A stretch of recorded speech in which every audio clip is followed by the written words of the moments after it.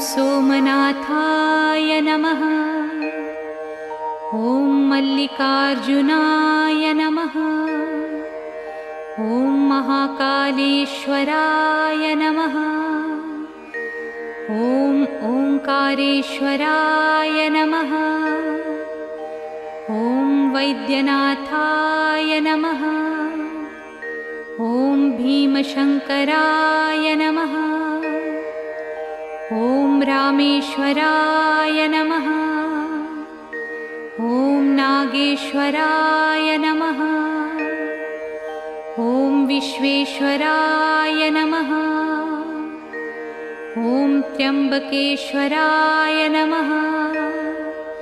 ॐ केदारेश्वराय नमः। ॐ भुस्मेश्वराय नमः।